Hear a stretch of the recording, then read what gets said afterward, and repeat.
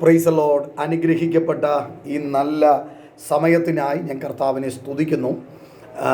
കഴിഞ്ഞ 2 എപ്പിസോഡുകളിൽ അന്യഭാഷ ഭാഷണത്തെ പറ്റിയാണ്, ചില ക്വസ്റ്റ്യൻസുകളാണ് ഞാൻ നിങ്ങളുമായി പങ്കുവച്ചത്.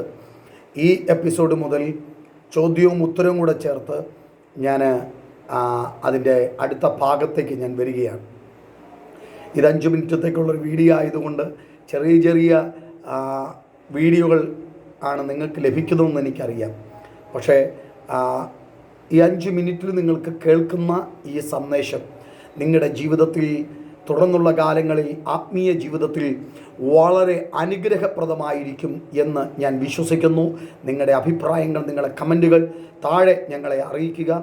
ഇത് മറ്റുള്ളവർക്ക്, നിങ്ങൾക്ക് അനുഗ്രഹമാകുന്നുണ്ടെങ്കിൽ മറ്റുള്ളവർക്കിത് ഫോർവേഡ് ചെയ്യുക.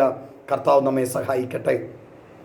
മണിക്കൂറുകൾ അന്യഭാഷയിൽ ആരാധിക്കുന്നവരെ ഞാൻ കണ്ടിട്ടുണ്ട്. ഒറ്റയ്ക്കിരുന്ന് മണിക്കൂറുകൾ അന്യഭാഷയിൽ ആരാധിക്കുന്നവർ, പ്രാർത്ഥിക്കുന്നവരെ ഞാൻ കണ്ടിട്ടുണ്ട്. അടുത്ത ഒരു കാരണം എന്ന് പറയുന്നത്, മണിക്കൂറുകൾ അന്യഭാഷയിൽ ആരാധിക്കുന്നവൻ മനുഷ്യരോടാണെങ്കിൽ അവൻ സംസാരിക്കുന്നതിന് ബുദ്ധിമുട്ടുകളുണ്ടാകും. എന്നാൽ ആത്മാവിൽ പ്രാർത്ഥിക്കുന്നവൻ, ആത്മാവിൽ അന്യഭാഷയിൽ പ്രാർത്ഥിക്കുന്നവൻ, ആരാധിക്കുന്നവൻ, സ്തുതിക്കുന്നവൻ, അനുഗ്രഹിക്കുന്നവൻ, ആമേൻ, അവന് പറയാൻ ഉള്ളത് മനുഷ്യനോടല്ല, ദൈവത്തോടത്രേ. ആമേൻ. അന്യഭാഷ എന്ന വിഷയത്തിലേക്ക് ഞാൻ നിങ്ങളെ കൂട്ടിക്കൊണ്ടുവരുന്നു. അന്യഭാഷാ ഭാഷണം ദൈവത്തോടായിരിക്കുമ്പോൾ സംസാരിക്കുന്നയാൾ ആത്മപ്രേരിതമായി അന്യഭാഷയിൽ പ്രാർത്ഥിക്കുകയും സ്തുതിക്കുകയും പാടുകയും അനുഗ്രഹിക്കുകയും ആരാധിക്കുകയും നന്ദി പറയുകയും ചെയ്യുന്നു. അപ്പോൾ സംസാരിക്കുന്നത് ആത്മീക മർമ്മങ്ങളാണ്. അതായത് സംസാരിക്കുന്ന ആളോ കേൾവിക്കാരോ അത് എന്ത് എന്ന് ഗ്രഹിക്കുന്നില്ല. 1 കൊരിന്ത്യർ 14 2 വാക്യവും 13, 17 വാക്യങ്ങളും നാം ശ്രദ്ധിച്ചാൽ, എന്നാൽ അന്യഭാഷ സംസാരിക്കുന്നതിനെ ആത്മാവിൽ വ്യാഖ്യാനിക്കുമ്പോൾ 14 അധ്യായം 13, 16 വാക്യങ്ങൾ വായിക്കുമ്പോൾ ആത്മപ്രേരിതമായി പ്രാർത്ഥിക്കുകയും സ്തുതിക്കുകയും സഭയ്ക്ക് മുഴുവൻ പ്രവേശിക്കുവാൻ കഴിയുന്നു. നമുക്ക് മനസ്സിലാക്കുവാൻ കഴിയുന്നത് നിങ്ങൾക്ക് മനസ്സിലാകുന്നു എന്ന് ഞാൻ വിശ്വസിക്കുന്നു. മറുവശത്ത് അന്യഭാഷയിൽ സംസാരിക്കുന്നവൻ മനുഷ്യരോടായിരിക്കുമ്പോൾ അതിനോട് ചേർന്ന് എപ്പോഴും അന്യഭാഷകളുടെ വ്യാഖ്യാനം ഉണ്ടായിരിക്കും. അന്യഭാഷയുടെ വ്യാഖ്യാനം അത് എന്ത് എന്ന് ദൈവത്തിന് മാത്രമേ അത് ഗ്രഹിക്കുവാൻ കഴിയുള്ളൂ. വ്യാഖ്യാനിക്കുന്നവൻ അത് വ്യാഖ്യാനിക്കുവാൻ കഴിയട്ടെ. 14 അധ്യായം അതിൻ്റെ 5 വാക്യം നമുക്ക് വായിക്കുമ്പോൾ വ്യക്തമായി നമുക്ക് മനസ്സിലാക്കുവാൻ കഴിയും. Praise the Lord. യേശു ക്രിസ്തുവോ അവിടുത്തെ ശിഷ്യന്മാരോ അന്യഭാഷകളിൽ സംസാരിച്ചതായി രേഖയിൽ ഇല്ലെന്ന് ചിലവർ അതിനെ ദുർവ്യാഖ്യാനം ചെയ്യാറുണ്ട്. എന്നെ കേൾക്ക്, അതൊരു വിചിത്രമായ വാദഗതിയാണ്. നമുക്കതിനെപ്പറ്റി ഒന്ന് ചിന്തിക്കാം. യേശു അന്യഭാഷയിൽ ഒരിക്കലും സംസാരിച്ചിട്ടില്ല. അത് ആരാണ് യേശു കർത്താവെന്ന് നമുക്ക് ഗ്രഹിച്ചാൽ മാത്രമേ നമുക്ക് മനസ്സിലാകുകയുള്ളൂ. ഈ യേശു കർത്താവ് ആരാണ്? അവൻ സർവശക്തനാണ്, അവൻ സർവവ്യാപിയാണ്, അവൻ സർവജ്ഞാനിയാണ്, നിത്യനായ ദൈവമാണ്, ജഡത്തിൽ വെളിപ്പെട്ടവനാണ്, സർവജ്ഞാനിയും നിത്യനുമായ ദൈവമാണ്. ദൈവത്തിന് ഏതെങ്കിലും ഭാഷ അന്യമാണോ, അജ്ഞാതമാണോ? എല്ലാ ഭാഷയും അവിടുന്ന് അറിയുന്നവനാണ്. ഭാഷകൾ മാത്രമല്ല, ലോകത്തിലുള്ള സകല മനുഷ്യരുടെയും ഹൃദയത്തിലുള്ള ചിന്താഗതികളും വിചാരങ്ങളും നന്നായി ഗ്രഹിക്കുന്ന കർത്താവാണവൻ.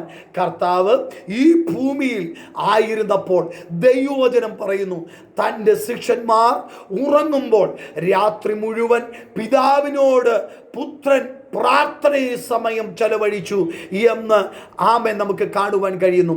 ആ രാത്രി മുഴുവനും പ്രാർത്ഥനയിൽ കർത്താവ് ഏത് ഭാഷയിലാണ് പിതാവിനോട് പ്രാർത്ഥിച്ചതെന്ന് ആർക്കറിയാം? കർത്താവിൻ്റെ ശിഷ്യന്മാർ ആരും അന്യഭാഷകളിൽ സംസാരിച്ചതായി തെളിവുകൾ ഇല്ല എന്ന് ചിലവർ പറയുന്നു. വിശുദ്ധ വേദപുസ്തകം പഠിക്കുമ്പോൾ ഇസ്കറിയോത്ത് യൂദ ഒഴിച്ച് മറ്റ് എല്ലാ അപ്പോസ്തലന്മാരും അന്യഭാഷകളിൽ സംസാരിച്ചവരാണ് എന്ന് അപ്പോസ്തല പ്രവൃത്തി 2-ാം അധ്യായം അതിൻ്റെ 4-ാം വാക്യം വായിക്കുമ്പോൾ നമുക്ക് മനസ്സിലാക്കാൻ കഴിയും. നമുക്ക് എത്ര പേർക്കതും മനസ്സിലാകുന്നു എന്ന് എനിക്കറിയത്തില്ല. എല്ലാവരും എന്ന് പറയുമ്പോൾ 120 പേർ ആമേൻ പരിശുദ്ധാത്മാവ് നിറഞ്ഞവരായി ആത്മാവ് അവർക്ക് ഉച്ചരിപ്പാൻ നൽകിയതുപോലെ അവർ അന്യഭാഷകളിൽ സംസാരിച്ചു തുടങ്ങി. 2-4 അന്ന് ആകാശത്തിൻ്റെ കീഴിലുള്ള സകല ജാതികളിൽ നിന്നും യെരൂശലേമിൽ വന്നു പാർക്കുന്ന യഹൂദന്മാരായ ഭക്തിയുള്ള പുരുഷന്മാർ. നിങ്ങൾ ചിന്തിക്കണം, അന്യഭാഷ സംസാരിച്ചവർ. ആമേൻ. സകല ആമേൻ. അവിടെ വായിക്കുന്ന വാക്ക് ശ്രദ്ധിച്ചു നോക്കിക്കോണേ. പരിശുദ്ധാത്മാവ് നിറഞ്ഞവരായി ആത്മാവ് അവർക്ക് ഉച്ചരിപ്പാൻ നൽകിയതുപോലെ അന്യഭാഷകളിൽ സംസാരിച്ചു തുടങ്ങി. അവിടെ വ്യക്തിയെ 2-4 വ്യക്തമായി വായിച്ചു നോക്ക്. അന്ന് ആകാശത്തിൻ്റെ കീഴിലുള്ള സകല ജാതികളിൽ നിന്നും യെരൂശലേമിൽ വന്നു പാർക്കുന്ന യഹൂദന്മാരായ ഭക്തിയുള്ള പുരുഷന്മാർ. അപ്പോൾ ഒരു കാര്യം വ്യക്തമാണ്, വ്യക്തതയുണ്ട്. ഒരു കാര്യം വ്യക്തതയുണ്ട്. ആമേൻ. ആകാശത്തിൻ്റെ കീഴിലുള്ള സകല ജാതികളിൽ നിന്നും യെരൂശലേമിൽ വന്നു പാർക്കുന്ന ആമേൻ. നിങ്ങൾക്ക് വ്യക്തത വന്നുവല്ലോ. ആമേൻ. സകല ജാതികളും. ഇന്ന് പകൽ എന്നെ കേൾക്കുന്ന ദൈവത്തിൻ്റെ പൈതലെ, നിന്റെ മേൽ പകർന്നിരിക്കുന്ന പരിശുദ്ധാത്മാവ് പകർന്ന അന്യഭാഷ, ആമേൻ, ഹല്ലേലൂയ,